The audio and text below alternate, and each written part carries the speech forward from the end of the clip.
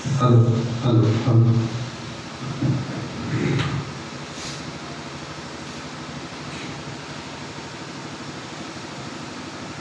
सर्वप्रथम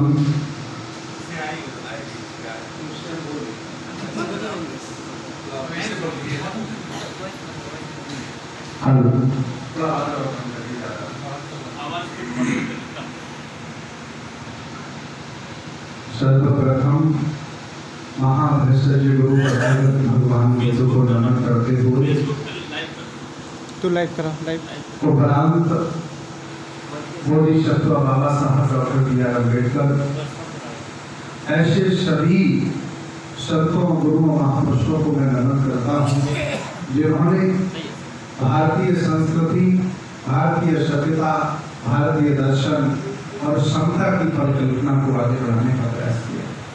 मैं ऐसे सभी महापुरुषों को, संतों गुरुओं महापुरुषों को नमन करता हूँ। उपरांत हमारे सम्मुख हमारे साथ पूज्य भुट्टे जी व समाज के महत्वपूर्ण जन व हमारे बीच में आए हुए उपासक एवं उपासिकाओं, जैसा कि आप लोग जानते हैं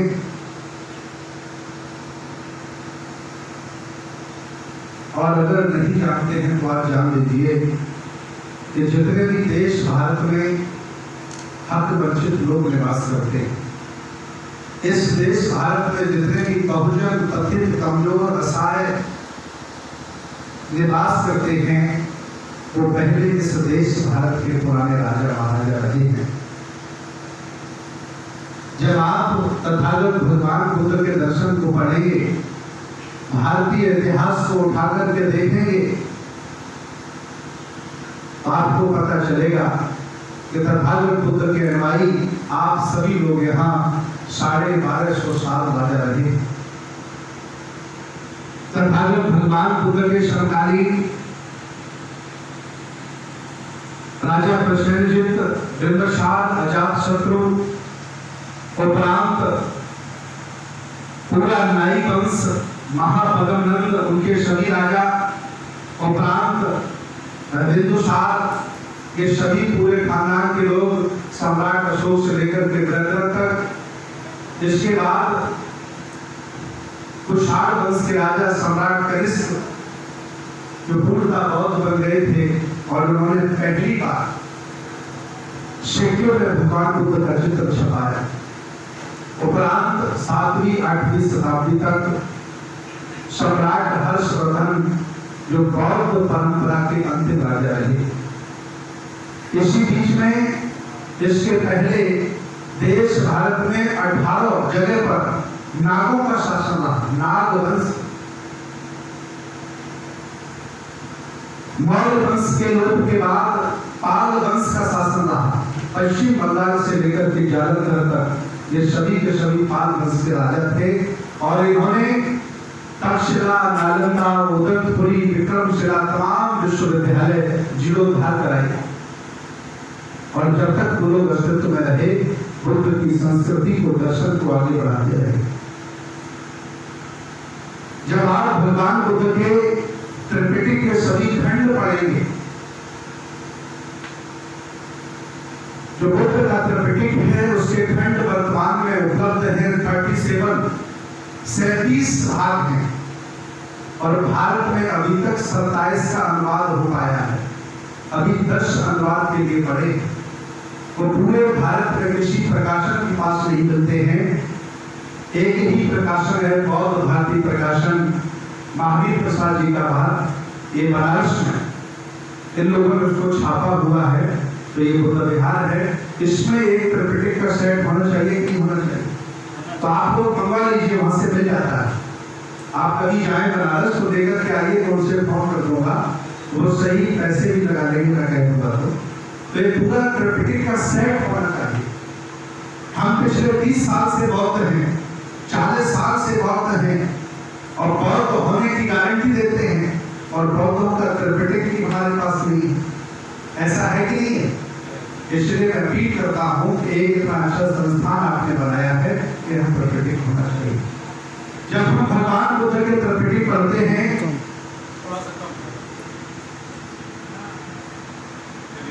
विदेश भारत के तमाम लेखकों के द्वारा, विदेशी लेखकों के द्वारा जब हम बुद्ध के दर्शन को पढ़ते हैं तो साकेत का जिक्र कम से कम 7 जगह आता है।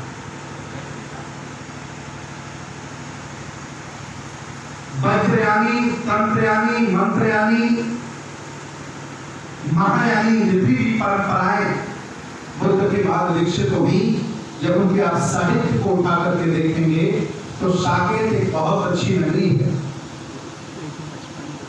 कभी आपको मौका लगा हो मैं बता दूं, महायानी परंपरा के 2 बौद्ध भिक्षु रहे जिनका नाम है वसुबंधु और असंग। ये बौद्ध दर्शन के बहुत बड़े धार्मिक दार्शनिक हुए। इन्होंने अनिक्षा बद्ध संखारा को पादले अधम्य को परिचितवा विरुचरति देशन रूप सर्वसुखो शून्य अनित्य पर बहुत बड़ा दर्शन लिखा। और महायानी बौद्ध भिक्षु जीवन के 11 साल साकेत में रहे और इसका उल्लेख बौद्ध दर्शन को लिखने वाले ही नहीं बल्कि इसका उल्लेख करते हैं चीन के यात्री वैन सांग। प्रामाणिक बाहर का व्यक्ति जब विदेश यात्रा करने जाता है तो मुझे नहीं लगता कि वो झूठ लिखेगा, वो सही लिखता है। और वैन सांग ने अपनी किताब में लिखा कि जब मैं साकेत घूम रहा था तो वहां वही नाम थे, एक असंग और एक बौद्ध भिक्षु वसुबंधु। और इन लोगों ने वहां रहकर के अध्ययन किया, पूरा त्रिपिटक को पढ़ा, पूरी गाथाएं पढ़ी, पूरा धम्म दर्शन पढ़ा, अन्य दर्शनों का भी अध्ययन किया। ये लड़ाई जिसे आप लोग लड़ रहे हैं, ये लड़ाई का जन्म कोई 2-4 दिन पहले नहीं हुआ। ये लड़ाई मान सम्मान की लड़ाई हमारे पुरखों ने लड़ी। तथागत बुद्ध के बाद तमाम संत गुरु महापुरुष आए, उन्होंने इस लड़ाई को लड़ी, क्योंकि इस लड़ाई में 2 ही लोग हैं। वो 2 लोग कौन हैं? तमाम हमारे युवा बैठे हैं, समझिए जानिए। इस लड़ाई में 2 ही लोग हैं। एक व्यक्ति है जिसे हम श्रवण कहते हैं, श्रवण, और इस शब्द का शाब्दिक अर्थ है श्रम करके खाने वाला, मेहनत करके खाने वाला और समता में विश्वास करने वाला श्रवण कहलाता है। मेरी बात समझ में आ रही है आपके? अच्छा, भाषा समझ में आ रही नहीं आ रही? हाँ, मैं आपके यहाँ की भाषा बोल नहीं पाता हूँ, लेकिन धीरे धीरे आपके यहाँ की खाटी खा रहा हूँ आजकल, तो थोड़ा सीख जाऊंगा मैं। बाटी खाटी बहुत खाते हैं ना यहाँ के लोग, हमें भी खिला रहे हैं। तो धीरे धीरे, अच्छा अगर मेरी बात आप सुन रहे हैं तो मैं क्या कह रहा था बताइए। मेहनत करके करने वाले लोग लाइन पे हैं। जी जी। तो ही संस्कृतियां हैं जिनका परस्पर बहुत पुराना युद्ध है। एक संस्कृति का नाम है श्रवण संस्कृति और दूसरी का नाम है ब्राह्मण संस्कृति। श्रवण संस्कृति का शाब्दिक अर्थ है श्रम करके खाने वाला, मेहनत करके खाने वाला, क्षमता में विश्वास रखने वाला। और ब्राह्मण संस्कृति का शाब्दिक अर्थ है तप लगा के खाने वाला, दूसरों को मूर्ख बना के खाने वाला और जनमानस में भ्रम फैलाने वाला ब्राह्मण कहलाता है। इन दोनों की बड़ी पुरानी लड़ाई है। ईमानदारी से यादव उन्हीं के साथ रहिए, गुलामी करिए। ये बाबा साहब के सच्चे पुत्र हो तो उस गुलामी को छोड़ करके इस तरफ आ जाइए। तो ये रास्ते हैं कि नहीं? इस युद्ध में हमारे महापुरुषों ने जीवन दांव पे लगाए। जाने कितने लोग हमारे बीच नहीं रहे, उन्हें षड्यंत्र के तहत मार दिया गया, लेकिन उन्होंने अपने जमीन से समझौता नहीं किया। ये लड़ाई वही है। इतिहास कहता है कि 7वीं और 8वीं शताब्दी तक अयोध्या बहुत ही सुंदर रहा। वहाँ बहुत सुंदर संघाराम हुआ करते थे। ये जो संघ आराम शब्द है, ये बौद्ध भिक्षुओं के आराम करने के स्थान से डेवलप हुआ, जिसे हम आजकल की भाषा में हॉस्टल कह सकते हैं। जहाँ भिक्षु धम्म देशना उपरांत, जहाँ बौद्ध भिक्षु ध्यान करने के उपरांत, जहाँ बौद्ध भिक्षु भिक्षाटन चारिका करने के उपरांत विश्राम करता है, उस स्थान को भारतीय दर्शन में बुद्ध के दर्शन में संघाराम कहा जाता है। चीनी यात्री भेंगसांग लिखता है कि साकेत में एक ऐसा संग्राम था जिसमें 5000 बौद्ध भिक्षु एक साथ विश्राम कर सकते थे। बड़ी बात है कि नहीं? और मेडिटेशन करने के लिए, वंदना करने के लिए, ध्यान करने के लिए दो बहुत बड़े बड़े बुद्ध विहार भी थे। बुद्ध विहार बाद में शब्द डेवलप हुआ, पहले बौद्ध मठ कहा जाता था। बहुत बड़े बड़े मठ थे, राजा महाराजाओं के द्वारा निर्मित थे। ये 7वीं 8वीं शताब्दी तक बने रहे। जब बौद्ध संस्कृति के राजाओं का धीरे धीरे ह्रास हुआ, वो जब हमारे बीच में नहीं रहे, तो अयोध्या जो आज का नाम पड़ा है, जिसे हम पुराना साकेत कहते हैं, ये साकेत वहां के स्थानीय भर राजाओं के हाथों में चला गया, चंदेल राजाओं के हाथों में चला गया। राजभर, भर राजा और चंद्र राजा, पाशी भी राजा रहे, बड़ा इतिहास है। इन लोगों के हाथ में जब चला गया तो इन्होंने एक विष्णु का मंदिर, क्योंकि ये ब्राह्मणों के गुलाम थे, एक विष्णु का मंदिर और एक इन्होंने वहां शिवलिंग लगाई और वहां पर एक देवी का मंदिर बनाया। लेकिन बुद्ध विहारों को छेड़ा नहीं, क्योंकि राजा जरूर नहीं रहे बौद्ध, लेकिन अनुयायी उस समय तक बौद्ध रहे थे। मरु के राजा महाराजाओं, मैं आपको जानकारी के लिए बता दूं, जब आप बौद्ध बुद्धिज्म का इतिहास पढ़ेंगे तो आपको पता चलेगा कि प्रारंभिक बौद्धों की परंपरा में मूर्ति पूजा नहीं थी।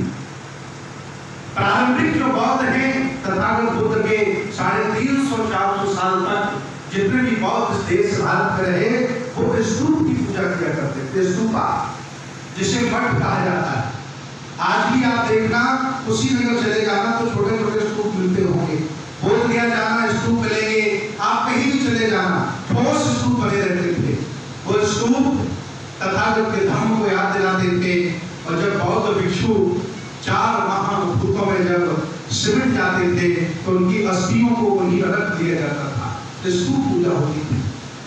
कुषाण के राजा कनिष्क जब भारत में आए तो सबसे पहले उन्होंने मूर्ति बनाई, और मूर्ति बनाकर के उन्होंने महायान परंपरा, जो संस्कृत में बुद्धिज्म को लिखा गया, बुद्ध के बाद बुद्धिज्म 2 भाषाओं में लिखा गया।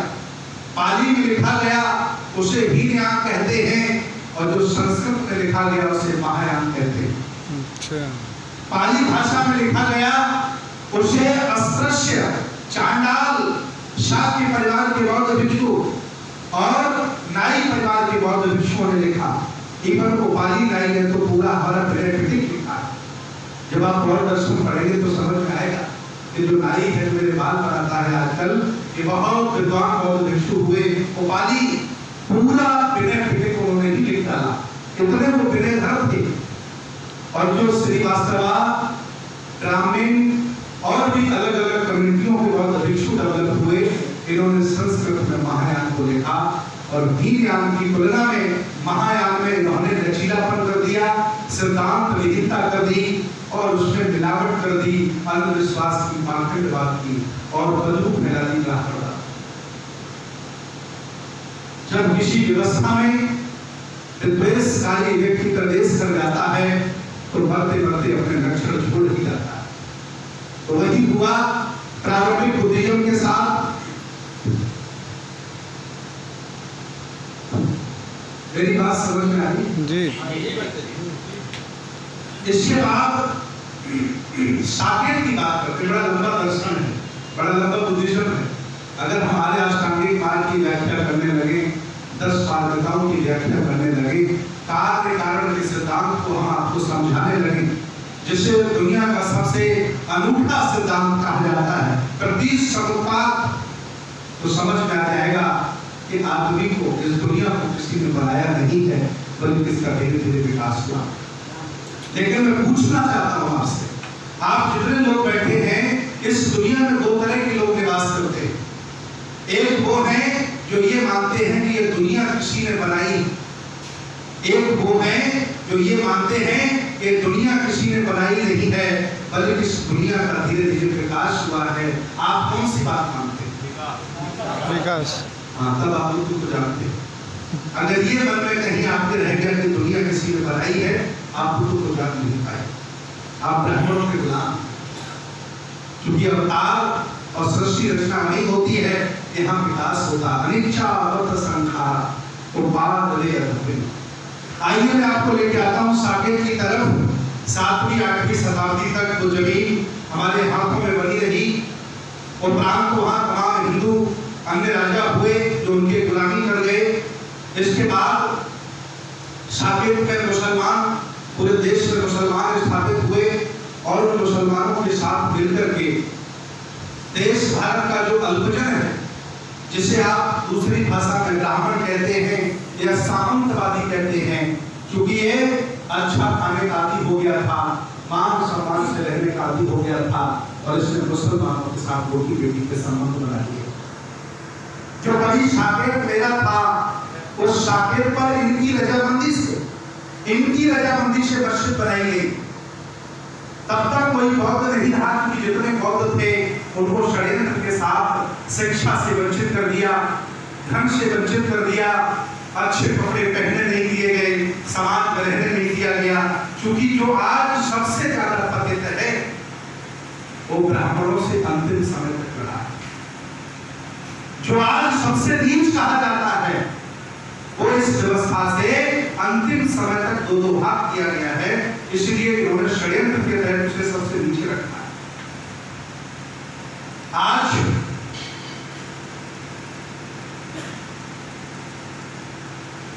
उपरांत मुसलमानों का शासन हुआ, ये लोग भूल गए। तमाम हमारे लोग इस्लाम स्वीकार कर लिए, जिन्हें सुन्नी मुसलमान कहा जाता है।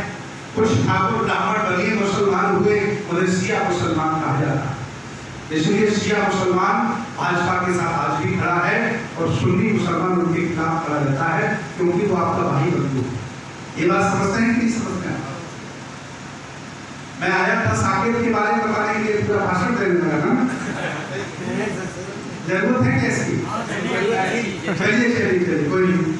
तो धीरे धीरे हम आते हैं अंग्रेजों की तरफ। मुसलमानों का हाथ हुआ, वो भी देश से छोड़ के चले गए। धीरे धीरे अंग्रेज प्रबल हुए, उनके पास बेहतर हथियार हुए, बेहतर तकनीकी हुई और उन्होंने वो जिधर चले गए उधर कब्जा करते चले गए और ईस्ट इंडिया कंपनी बनाकर के भारत में ले आए।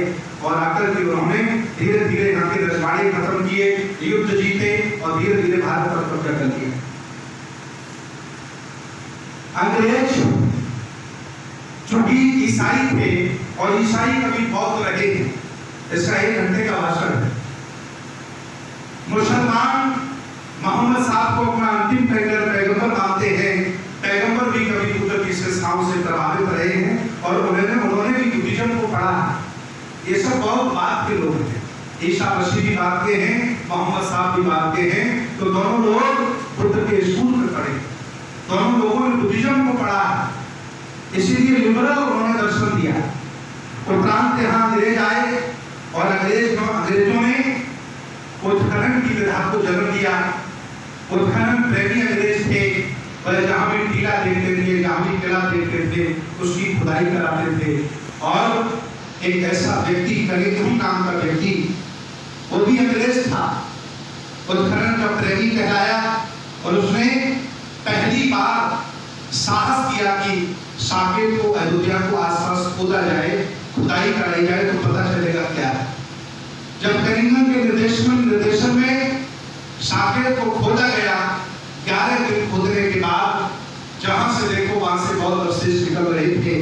कनिंघम ने एक डायरी लिखी और उस डायरी में लिख दिया कि पूरा साकेत पुराना बहुत अवशेष है। आज भी मेरे पास उसका प्रूफ रखा है और एविडेंस के तौर पर हमने सुप्रीम कोर्ट, हाई कोर्ट में लगाया। उपरांत आगारी धर्मपाल जी श्रीलंका से आए, अंग्रेजों का शासन था और उन्होंने भी मन बनाया कि चाहे वो बोध गया हो, चाहे वो कुशीनगर हो, चाहे वो सारनाथ हो, चाहे वो वैशाली हो, इन सभी स्थानों को मैं खुदाई करवाऊंगा और बुद्ध के पुराने जो स्थल है उनकी सुरक्षा करूंगा। महाबोधि सोसाइटी बनाकर उन्होंने इस अभियान को जारी रखा। और चूंकि वो इंग्लिश बहुत अच्छी जानते थे और वो सेकुलर थे, तो डाल मियां से मिले, बिरला से मिले, इन लोगों से उन्होंने धर्मशाला भी बनवाई। आपको पता है कि नहीं पता है? आप कुशीनगर जाइए तो बिरला धर्मशाला आपको मिल जाएगा, बोध गया जाइए तो बिरला धर्मशाला मिल जाएगा। चूंकि क्योंकि ये लोग मानते थे, क्योंकि बुद्ध को जब ये स्वीकार नहीं कर पाए तो बुद्ध को इन्होंने अवतार घोषित कर दिया। ये बड़ा लंबा षड्यंत्र है। जब बुद्ध को बचा नहीं पाए, बुद्ध की शिक्षाएं इनकी व्यवस्था के खिलाफ थी, टिप्पणी होती थी, तो उन्होंने बुद्ध को अवतार घोषित कर दिया। और देश भारत के जो हम जागरूक लोग भी उन चीजों को मानने जाने लगे। धीरे धीरे कहानी बढ़ती चली गई। इसके बाद देश भारत में तमाम और क्रांतिकारी लोग आए, आंदोलन चलाए, ज्योतिबा फुले आए। इसके बाद अल्टीमेट बाबा साहब हमारे बीच में आ गए और हमारे हिस्से की लड़ाई वो लड़ने लगे। बाबा साहब के जमाने में हम अस्पृश्य लोगों को अनटचेबल, अस्पृश्य और अछूत कहा जाता था। आज भी इंग्लिश में अनटचेबल, अस्पृश्य ही कहा जाता है। और बाबा साहब ने उनका मुद्दा बनाया और हमारे मान सम्मान की, हक की, संविधान की, हमारे सुख दुख की सारी लड़ाइयां उन्होंने लड़ी और हमें उन्होंने जिंदा से मुर्दा से जिंदा बना दिया और उन्होंने हमें जीवन प्रदान कर दिया। धीरे धीरे कहानी बढ़ती चली गई।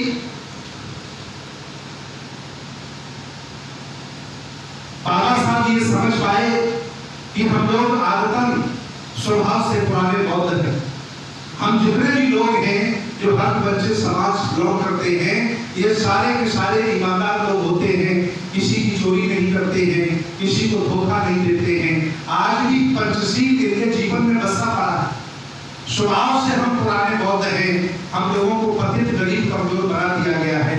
ये बाबा साहब समझ पाए और बाबा साहब ने कहा कि बुद्ध की ही शरण हमारी अंतिम शरण होगी और यही शरण हमें सम्मान दिलाएगी। और बाबा साहब स्वयं बौद्ध बने और उन्होंने हम सब लोगों को दीक्षा दी। कहानी यहाँ तक बढ़ती चली गई। अब क्योंकि हम साकेत की तरफ आते हैं, आज से 30 साल पहले, 40 साल पहले जब मोरारजी देसाई देश के प्रधानमंत्री थे, एक बार फिर खुदाई हुई, फिर बौद्ध अवशेष निकले, बंद करा दिया गया। अटल बिहारी के जमाने में एक बार फिर खुदाई हुई, फिर बुद्ध की मूर्तियां निकल आई, चुपके से अटल बिहारी ने बंद करवा दिया।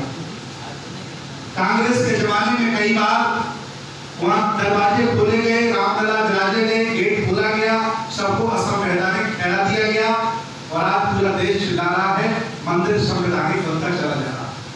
बात समझ में आई? वो लोग लंबे समय से लड़ाई लड़ रहे हैं। हिंदुत्व की स्थापना के लिए उन्हें 100 साल होने को आए हैं। कितने वो धैर्यवान लोग हैं इस देश पर कब्जा के लिए, वो कितने समय से लड़ रहे हैं। जाने कितने जवान नौजवानों ने फुल टाइमर स्वयं सेवक बनकर के हिंदुत्व का प्रचार किया। जाने कितने ऐसे राजनीतिक लोग हैं जिन्हें जीवन में कोई फायदा नहीं मिला, फिर भी वो हिंदुत्व के लिए लड़ते चले गए। और आज हम से कहा जाए कि 10 साल धैर्य रख लीजिए, बौद्ध में भारत के लड़ लीजिए, तो हम लोग तैयार नहीं। वो लोग धैर्यवान लोग हैं, साहसी लोग हैं। जब तक ये अयोध्या का मामला निकल के आया, तब तक संयोग से उनकी सरकारें बन गई, उनके विचारों की सरकारें बन गई, उनके मन की सरकारें बन गई। अब ऐसी स्थिति को मनमानी तो करेंगे और मनमानी हुई, मुसलमान उनके खिलाफ लड़ता रहा। सबसे पहले आज के 18 साल पहले केएम संत साहब, पूर्व आईएएस, टीपी बरोड़ पूर्व आईएएस के लोगों ने याचिका दायर की, सुप्रीम कोर्ट ने स्वीकार नहीं किया। औरतों की तरफ से जब याचिका लगाई गई, लेकिन उसे कभी स्वीकार नहीं किया गया, क्योंकि जब बड़े लोगों ने, आईएएस लोगों ने याचिका लगाई तो उसे सबूतों के आधार पर बहुत मजबूती से लगाया। अभी 2018 में एक याचिका लगाई गई, उसे स्वीकार कर लिया गया, लेकिन उस पर सुना नहीं गया। और धीरे धीरे इन लोगों ने जुडिशरी को अपने हाथों में लेकर, न्याय व्यवस्था को अपने हाथों में लेकर के राम मंदिर बनाने की घोषणा कर दी और न्याय नहीं बल्कि एक तरफा आदेश कर दिया। निर्णय लेंगे अपने मन से, हमसे पूछा गया, जमीन मेरी, उन्होंने हिंदुओं ने बांट ली और मुसलमानों ने बांट ली, हमसे पूछा नहीं।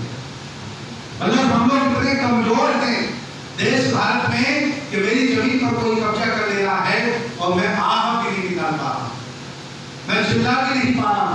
आज ये स्थिति बन गई है और राम मंदिर बनने लगा। भारतीय संविधान में 4 स्तंभ होते हैं, एक तीसरा स्तंभ है न्याय व्यवस्था। अगर हम भारतीय संविधान को मानते हैं तो हम न्याय व्यवस्था पर विश्वास करते हैं कि नहीं करते हैं? मुझे विश्वास था कि सुप्रीम कोर्ट मेरे पक्ष में कुछ बोलेगा, हाई कोर्ट जिसे हम भगवान मानते हैं, न्याय का देवता कहते हैं, मेरे पक्ष में बोलेगा, लेकिन ये बेईमान मेरे पक्ष में कुछ भी नहीं बोले और इन्होंने मेरी जमीन को बांट दिया और दोनों लोगों को दे डाला। अब हुआ क्या? राम मंदिर बनने लगा, सरकारी पैसा मिल गया। अभी तक हम लोग शांत थे क्योंकि सुप्रीम कोर्ट ने कह दिया, हमने मान लिया। अगर हम सुप्रीम कोर्ट की बात नहीं मानते हैं तो कहीं न कहीं हमसे ये कहा जाएगा कि हम भारतीय संविधान भी नहीं मानते। खुदाई शुरू हो गई, 2 कमेटियां बनाई गई। राम जन्मभूमि न्यास, उसका महासचिव चंपत राय बनाया गया। एक दूसरी समिति बनाई गई, मंदिर निर्माण समिति, उसका महासचिव नरेंद्र मिश्रा बनाया गया। इन लोगों के साम्राज्य में पूरा काम शुरू हो गया और इन्होंने पूरे विवादित भूमि को चारों तरफ से कवर कर लिया और सबसे पहले इन्होंने प्लान किया कि कम से कम विवादित भूमि को 20 फीट खुदवाया जाए और जब खुदवाओगे तो उसमें बुद्ध विहार निकलेगा, मस्जिद निकलेगी। इन सबको इकट्ठा करके क्रेशर में डाल करके पहले कूटा जाए, बालू बना दिया जाए, जिससे सबूत खत्म हो जाए। और उस काम को ये अंजाम दे रहे थे, तभी बुद्ध के अवशेष निकले। इन्होंने एक मन बनाया सामूहिक बैठक करके कि देश भारत के तमाम लोग ये कहते हैं कि राम पैदा ही नहीं हुआ, रावण पैदा ही नहीं हुआ। मैं अब तक 11 देशों की यात्रा कर चुका हूँ, इंडिया के बाहर 9 एशिया के देशों में मैं गया हूँ। 3 बार तो श्रीलंका जा चुका हूँ और श्रीलंका का पूरा इतिहास पढ़ने के बाद ना कोई वहां रावण पैदा हुआ, ना कोई राम पैदा हुआ, ना कोई रावण की घटना वहां सोने की है। सब ये फर्जी कपूर कथा कहानी थी। ये बात चूंकि हम प्रचारित हो गई थी पेरियार रामास्वामी के आंदोलन के बाद, लखन सिंह यादव के आंदोलन के बाद, राम स्वरूप वर्मा के आंदोलन के बाद, बाबा साहब के आंदोलन के बाद, जगदेव प्रसाद के आंदोलन के बाद और तमाम मानवर कांसीराम साहब के आंदोलन के बाद ये लोगों में चर्चा पहुंची, ये विचार पहुंचा कि राम काल्पनिक है, रावण कभी पैदा ही नहीं हुआ। इस बात को सिद्ध करने के लिए राम जन्मभूमि के लोगों ने अवशेषों को अखबार में छपाया, उसकी फोटो वीडियो वायरल किए और कहा कि जो ये कहते थे कि राम पैदा ही नहीं हुआ, देख लो ये राम के अवशेष निकल रहे। लेकिन देश भारत में भाषाविद है कि नहीं है? देश भारत में पुरातत्व वेत्ता है कि नहीं है? हम जैसे पढ़े लिखे पाली भाषा के लोग हैं कि नहीं है? हम लोगों ने जब देखा कि ये चक्र जो 24 डिग्री का है, इसका संबंध क्या है राम से? सम्राट अशोक की लाट का संबंध क्या है शंकर जी की लिंग से? ये फर्जी कहानी है और हम लोगों को भरमाया जा रहा है। 21 तारीख को अखबारों में निकला, 21 मई को अखबारों में निकला और मुझसे रहा नहीं गया। 22 तारीख को अपने साथ 10-15 लोगों को लेकर के और गाड़ियों के साथ मैंने अयोध्या की तरफ कूच कर दिया। मैं लखनऊ था, बैठक बुलाई, हमने कई पूर्व मंत्रियों को, कई अधिकारियों को अपने साथ लिया और कहा कि चला जाए, देखते हैं क्या होगा, गोली चला दी जाएगी, आर पार की लड़ाई लड़ी जाएगी, चला जाए। हम लोग अयोध्या पहुंच गए और जैसे ही अयोध्या पहुंचे वैसे ही पुलिस ने हमें चारों तरफ से घेर लिया, क्योंकि अयोध्या को बहुत इस समय सेंसिटिव एरिया घोषित कर रखा है। वहां चिड़िया भी नहीं जा सकती है। बहुत बड़े बड़े उन्होंने कैमरे लगाए हैं देखने के लिए कि कौन आ रहा है और पूरा चारों तरफ से हमें घेर लिया पुलिस ने, पीएससी घेर लिया, सीओ हमको गिरफ्तार करने लगा। मैंने कहा आपकी कोई औकात नहीं मुझे हाथ लगाने की, अगर हाथ लगाया तो जापान के लोग देख रहे हैं, कोरिया के लोग देख रहे हैं, आप सस्पेंड हो जाओगे। भाग गया, सीओ भाग गया। जैसे ही हमने कहा कि विदेश के लोग लाइव वीडियो देख रहे हैं, आप हाथ न लगाइए, मारे जाओगे, बच्चे अपने को रोटी के भड़क जाएंगे तुम्हारे। सीओ बेचारा भाग गया, पास नहीं आया। दम होती है, तरीका होता है आपकी बात करने का। उन्हें लगा कि ये लगता कोई बवाली बाबा आई, मानेगा नहीं। और एडिशनल एसपी आ गए, तमाम और अधिकारी आ गए और स्थानीय पुलिस आ गई। मुझे बराबरी हमने कहा कि मुझे अंदर जाने दिया जाए, मुझे वो जमीन देखने दी जाए, मुझे वहां तक जाने दिया जाए जो जगह जो जहाँ क्रेशर बनाकर लगा कर के आप हमारे अवशेषों को तोड़ रहे हो, जहाँ हमारे अवशेष निकल रहे हैं, मेरी आंखों से मुझे देख रहे हो, मुझे दुख हो रहा है। मैंने सुना है कि बुद्ध की मूर्तियां निकल रही हैं, जिनको आप तोड़ रहे हैं, अगर आप मुझे देखने दोगे तो आप मेरी दृष्टि में गलत व्यक्ति नहीं हो। अगर आप मुझे वहां जाने नहीं देते हो तो मुझे पूरा विश्वास होगा कि दाल में कुछ काला है, आप कुछ गलत कर रहे हैं। लाख प्रयास किया हमने, कितनी बार कहा, लेकिन मुझे जाने नहीं दिया।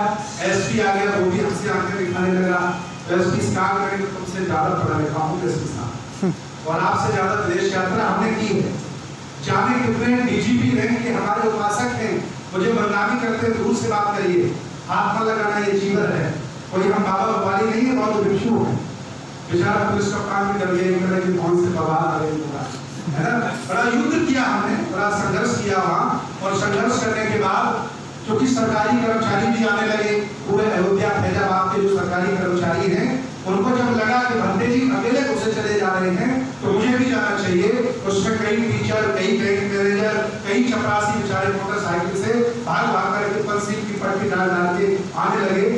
जैसे ही डीएम ने देखा कि ज्यादा भीड़ बढ़ गई है तो डीएम ने कहा कि जितने अयोध्या के कर्मचारी यहाँ आए हैं मैं सबकी वीडियोग्राफी करा रहा हूँ और कल ही सबको सस्पेंड करूंगा। सरकारी कर्मचारी डरेंगे ना, तो मुझे भी डर लगा, मैंने वीडियो उसने बनवा ली और सस्पेंड 10-12 लोग हो गए, तो कुछ तो हुआ नहीं, नौकरी हो चली जाएगी लोगों की। तो मामला फिर हमने उसे थोड़ा शांत कराया, बाकायदा मैंने लिख करके दिया, इमीडिएट लेटर दिया लिख के कि मुझे आंदोलन मतलब मुझे अंदर जाने की अनुमति दी जाए, आप क्यों नहीं अनुमति दे रहे, और अगर आप अनुमति दे नहीं सकते तो हमें लिख के दीजिए मेरे अधिकार में नहीं। फिर डीएम ने कहा कि मैं जिले का मालिक हूँ, डीएम हूँ, लेकिन विवादित भूमि पर नृपेंद्र मिश्रा और चंपत राय के अलावा कोई जा नहीं सकता है, वो जिसे चाहता वही कर रहा है। इससे साफ सिद्ध होता है कि मेरी चीजों को तोड़ रहे हैं ना, इतना डर क्यों रहे। धीरे धीरे फिर मुझे कहा कि आप मेरे कार्यालय चलिए, जबरदस्ती मेरे साथ करने लगे।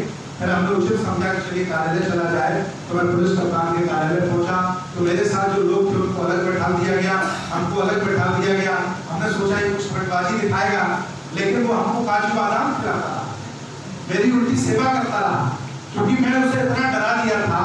मैंने कहा आप अपना बैच बताइए, किस बैच के आईपीएस अधिकारी हैं, मैं उस बैच के एक दर्जन आईएएस अधिकारी आपको दिलवाता हूँ।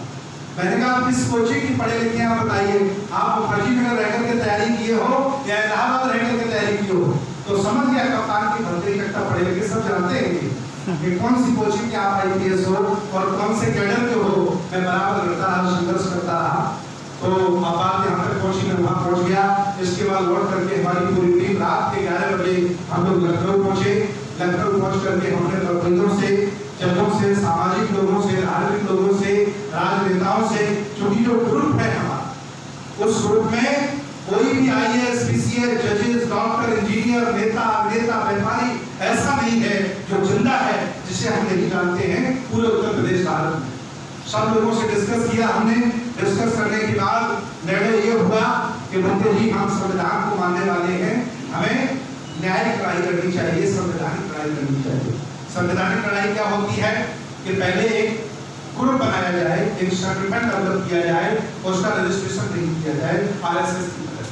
वो संगठन क्या होगा, तो उसी दिन बैठक में जन्म होता है साकेत मुक्ति आंदोलन, इसका नाम का जन्म होता है। और साकेत मुक्ति आंदोलन को हम लोगों ने 4 टीमों में बांटा।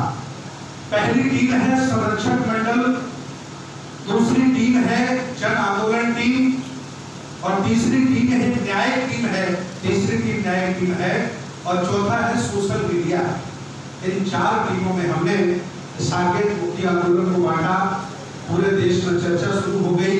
अब क्या हो, अब ये तय हुआ कि राष्ट्रपति को ज्ञापन लिखा जाए। तो कुछ लोग बोले राष्ट्रपति को महागवाह है, उनका गुलाम है, उसे क्या लिखोगे भंते जी। तो मैंने कहा भले ही वो गवाह है, उस सीट पर गवाह व्यक्ति बैठ गया जाके, लेकिन संविधान का सबसे बड़ा पद है कि नहीं, भारतीय संविधान के साथ सबसे पावरफुल जगह है, क्या पर राष्ट्रपति को लिखा जाए, क्योंकि हमें संवैधानिक लड़ाई लड़नी है। उससे हम लड़ नहीं पाएंगे, अगर उससे हम डायरेक्ट लड़ेंगे तो वो गोली भी हमें मार सकते हैं। तो संवैधानिक प्रक्रिया शुरू हुई, एक ज्ञापन लिखा गया, और उस ज्ञापन में हमने मांग की कि मैं राम मंदिर का विरोधी नहीं हूँ, भारतीय कानून उठा के देख दिया जाए। 1958 और 1972 ये 2 अधिनियम बने हैं, और ये अधिनियम कहते हैं कि जो भी पुरातत्व की चीज जमीन से निकलेगी, जितने भी पुरावशेष निकलेंगे, चाहे वो मौर्यकालीन हो, चाहे वो गुप्तकालीन हो, चाहे वो कुषाणकालीन हो, और चाहे वो जिस सदी के हो, उनको संरक्षित किया जाए और उनको संग्रहालय में रखा जाए। ये कानून बना। मैं तुम्हारे राम मंदिर का विरोध नहीं कर रहा हूँ। आप राम मंदिर अपना अयोध्या से लेकर लखनऊ तक बनवा लीजिए, वहां किसी शूद्र को स्थान दीजिए मत दीजिए, हमें कोई मतलब ही नहीं उससे। लेकिन जो संरक्षित चीजें, जो वहां नीचे पुरावशेष और अवशेष निकल रहे हैं, उनका संरक्षण करना आपकी जिम्मेदारी है। ये हमने उस ज्ञापन में लिखा और मैंने पूरे देश में वीडियो बना के अपील की कि ये लड़ाई किसी व्यक्ति की नहीं है, ये लड़ाई किसी संगठन की नहीं है। जो भी बाबा साहब से प्यार करते हैं, इस आंदोलन से मोहब्बत करते हैं, इस बुद्ध की समतावादी विचारधारा से मोहब्बत करते हैं, ये उनकी सबकी लड़ाई है। आप अपने संगठन के माध्यम से हर जिले से ज्ञापन भेजा जाए। तो आपने भी भेजा होगा ना जी, आपके जिले से ज्ञापन किया। ऐसा कोई जिला नहीं, पूरे भारत में 747 जिले हैं, लगभग 558 जिलों में मेरे पास सूची रखी है, उनके फोटो रखे हैं, उनको हमने भिजवाया। 558 जिलों में ज्ञापन गए और लगभग राष्ट्रपति के मेल पर हमारे साकेत मुक्ति आंदोलन के माध्यम से लगभग 60,000 से ज्यादा ज्ञापन जा चुके हैं। ये बड़ी बात है कि नहीं है? लोग अपनी विरासत को बचाने के लिए जागे, उनके अंदर क्रोध आया, गुस्सा आया, धीरे धीरे कहानी और आगे बढ़ती चली गई। फिर मुझे कुछ क्राइम के वकीलों ने बताया कि भुंदे जी चंपत राय के खिलाफ और नृपेंद्र मिश्रा के खिलाफ FIR भी करिए। मैंने स्वयं जाकर के थाने में इन दोनों के खिलाफ FIR कराई, लेकिन अभी तक FIR लिखी नहीं। बेचारा ऐसा डर रहा कि ये मामला क्या है, कह रहा हम तो बहुत छोटे लोग हैं, कैसे करते हैं पर FIR। मैंने कहा नहीं कर सकते, मुझे रिसीविंग को लिख के रखो, हम कोर्ट से करेंगे। लेकिन अभी केजरीवाल ने एक नया नियम डाला है कि चाहे जिसके खिलाफ FIR आप करें, ऑनलाइन दिल्ली सरकार में हो सकती है। तो अब तक दिल्ली में ही हमारी लगभग 60 से ज्यादा FIR इनके खिलाफ हो चुकी है, हर जिले में जा रहा है। अब इसके बाद फिर हम लोगों ने सोचा कि आखिर ये सोशल मीडिया पर मेरा कैसे चलेगा, क्योंकि टीवी वाले हमें दिखा नहीं रहे, अखबार वाले हमें छाप नहीं रहे हैं। तो फिर सोशल मीडिया का एक IT सेल लखनऊ में हम लोगों ने कंट्रीब्यूशन करके आप सब लोगों के दान से कंप्यूटर खरीदे, कई कर्मचारी हायर किए और एक सोशल मीडिया पेज बनाई गई। तब हमारे वीडियो वायरल होते, पूरे देश में जगह जगह उनको फैलाया जाता है। इस समय चारों टीमों में 1,000 से ज्यादा लोग जुड़ चुके हैं। ऑनलाइन आप देख सकते हैं, क्योंकि एक जो सरकारी सेवा वाले लोग हैं उनका डाटा हम एक्सपोज नहीं करते हैं, बाकी सारे लोगों का नाम और नंबर एक्सपोज कर दिया जाता है। देश भारत में आप कहीं से देख सकते हैं किस टीम में आप जुड़े हुए। इसके बाद कहानी शुरू होती है। मैंने पूरे राजनीतिक लोगों की सूची बनाई। मेरे पास 138 राष्ट्रीय बहुजन समाज की पार्टियों की सूची है। कितनी पार्टियां हैं? 138 पार्टियों की हमने सूची बनाई। सभी राष्ट्रीय अध्यक्षों से मैंने कहा कि आप जिस गांव में वोट मांगने जाओगे उस समय मुंह कौन सा दिखाओगे। जब आज साकेत पर एक आवाज आप नहीं निकाल सकते तो आगे वोट किससे मांगोगे? आप बोलिए। आप ये मत कहिए कि मैं राम मंदिर नहीं बनने दूंगा, लेकिन आप ये तो कह सकते हो कि संग्रहालय बना दिया जाए। ये जो अवशेष निकल रहे हैं, तो लगभग 25-30 बड़े बड़े नेताओं ने बोला। कल देखिए आपके रमाकांत यादव बड़े नेता क्षेत्र के हैं, कल उन्होंने मेरे साथ वीडियो साझा किया और अब तक उनका वीडियो 18,000 लोग पूरे देश भारत में देख चुके हैं। एक कोई यादव भी खुल करके आया, उन्होंने कहा कि हम लड़ाई से, झगड़े से, बंदूक से, गाड़ी से, पैसे से, सब तरह से आपके साथ हैं, वहाँ संग्रहालय बनना चाहिए। ये बड़ी बात है कि बलियानी बाबू जी का वीडियो जारी हुआ। तमाम और सावित्रीबाई फुले, दत्तू प्रसाद, राजरत्न अम्बेडकर, प्रकाश अम्बेडकर और पुराने राजेंद्र पाल गौतम, आपके समय मंत्री हैं समय दिल्ली में, इन सब लोगों ने वीडियो जारी करके हमारा समर्थन किया। तमाम बौद्ध भिक्षुओं से हमने निवेदन किया, क्योंकि मैं सबसे सीनियर नहीं हूँ, कुछ बनते हमसे सीनियर हैं, वो हमारे साथ खड़े हो सकते हैं। तो भंते लोगों ने मेरा निवेदन स्वीकार किया। तो अब तक 80 भंते लोग अपना बयान जारी कर चुके हैं पूरे भारत में, क्योंकि सभी भंते बोल नहीं सकते। आप जानते हैं ना, आपका ज्यादा अनुभव होगा, न सब बोल सकते हैं, सबको ज्ञान रहता है। अब पूरे देश से आह्वान किया गया है कि देश भारत के बौद्ध भिक्षु लखनऊ पहुंचे। लॉकडाउन लगा हुआ है,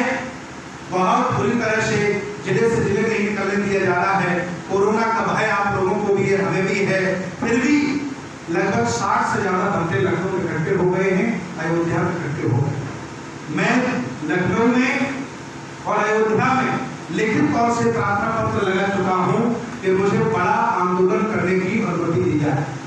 गोमती नदी के किनारे लक्ष्मण मैदान है, उस मैदान में मैं बड़ा धरना प्रदर्शन करना चाहता हूँ। 1000 बौद्ध भिक्षु भूमि पर बैठेंगे और पीछे जो आती जो नदी है गोमती, उस नदी में जल सत्याग्रह करेंगे, लेकिन मुझे अनुमति नहीं दे रहा प्रशासन। अयोध्या में भी अनुमति नहीं दी जा रही। आखिर हम लोग करें क्या? जब शासन प्रशासन हमें आंदोलन नहीं करने दे रहा है तो आखिर करें क्या? तो हम लोगों ने मंत्र आया क्यों ना हम स्वयं जिले जिले जाएं और लोगों को जगाएं, ये पूरी बात बताएं। ठीक निर्णय रहा। ये आंदोलन हमारे मान सम्मान की लड़ाई है और ये आंदोलन सामाजिक आंदोलन भी है, राजनीतिक आंदोलन भी है, धार्मिक आंदोलन भी है, आर्थिक आंदोलन भी है और बाबा साहब के संविधान की रक्षा का आंदोलन है। क्योंकि भारतीय संविधान अगर सुरक्षित है तो हम लोग भी सुरक्षित हैं। मैं आपको बता दूं, जो तुम्हारे चेहरे पर चमक है, इस चमक की कोई ज्यादा उम्र नहीं है, इसकी उम्र है 70 साल। जब से हमें संविधान मिला है तभी से मेरे शरीर पर ये पीला कपड़ा या चीवर आया है। अगर भारतीय संविधान में होता तो ये ब्राह्मण हमको चीवर का पहने देते, कहते सूत्र तुम्हें ये बताओ चीवर पहनने का अधिकार किसने दे दिया? लेकिन संविधान है तो किसी की औकात नहीं कि हमसे भिड़ जाए और हमारा चीवर को उतार दे। क्यों भाई? तो जो आज तुम्हारे चेहरे पर चमक है ये 70 साल की चमक है। मैं चाहता हूँ ये चमक बरकरार रहे, जिसके लिए आप लोगों को जागरूक होना पड़ेगा। जागरूक नेता, जागरूक बौद्ध भिक्षु, जागरूक समाज सेवी और जागरूक बिजनेसमैन, इस सब दिशा में हमें काम करना पड़ेगा। तब जाकर के बाबा साहब के आंदोलन की और बाबा साहब के संविधान की रक्षा हम कर पाएंगे। आज ये आंदोलन आपके बीच में आया है, जो कि पहले मुझे बताया गया कि मऊ की बैठक कौन सी नदी के किनारे बुद्ध विहार पर होगी, लेकिन वहां पहले से झगड़ा उन लोगों ने कर लिया था, लंबा वाला युद्ध तो हो गया उनका, तलवारें खिंच गई, इसलिए बहुत ज्यादा लोग वहां इकट्ठे नहीं हुए, लेकिन फिर भी 15 लोग वहां इकट्ठे थे। क्योंकि पहले से डेट लगी थी, मुझे बलिया जाना था तो बलिया मेरा इंतजार हो रहा था। आज मुझे हर हालत में 2 बजे तक लखनऊ पहुंचना था, लेकिन जब मैंने देखा कितना सुंदर बुद्ध विहार, मैं अखबारों उसमें इंटरनेट पर देखता रहता हूँ, लाहौर बहुत ये उस पर डालते रहते फोटो खींच करके, पेज बना करके, मीडिया प्रभारी है क्या है, तो मैं देखता रहता हूँ, आता रहता है, आप लोगों का नाम उसमें पढ़ता रहता है, शिल्प आता रहता है। तो जब आपने हमसे कहा तो उससे रहा नहीं गया, मैंने कहीं बड़ा अपराध हमसे हो जाएगा, लोगों के मन में कृतज्ञता होगी कि रस्ते जी यहाँ तक आए लेकिन मेरे पास नहीं आए। तो मैंने कहा चलिए चला जाए, और चलना ही नहीं, प्रॉपर बैठक होगी। मैंने ये कहा कि चलना ही नहीं है, प्रॉपर बैठक होगी, समय दिया जाएगा, पूरी बात आपको बताई जाएगी। मैंने अपना फर्ज निभाया। आज मैं आप लोगों से मांगने आया हूँ, अगर आपको विधि की जानकारी है, आपको संविधान की जानकारी है, तो हमारी न्यायिक टीम में शामिल हो जाइए। अगर आपको आंदोलन करने में मजा आता है, उसकी जानकारी तो आंदोलन टीम में शामिल हो जाइए। अगर आप सोशल मीडिया में इंटरेस्ट रखते हैं, मोबाइल में फेसबुक व्हाट्सएप चला देते हैं और शेयर करना जानते हैं, तो हमारी सोशल मीडिया में शामिल हो जाइए। और अगर आप सरकारी सेवा में हैं तो संरक्षक बन जाइए। मैं आपसे उम्मीद करता हूँ कि आप हमारा सहयोग करेंगे। देश भारत में कोई भी आंदोलन, एक कहावत मैं आपको बताऊं, सरदार उसी को अच्छा सरदार मानते हैं, सिख उसी को अच्छा सिख मानते हैं, या उस मोहल्ले को अच्छा सिख मानते हैं, उस मोहल्ले के सिखों को अच्छा मानते हैं जिनके मोहल्लों में अच्छा गुरुद्वारा बना होता है। मुसलमान भी अच्छा मुसलमान उसी मोहल्ले को मानते हैं, उन्हीं मोहल्लों वालों को मानते हैं जिनमें मस्जिद उनकी अच्छी बनी होती है।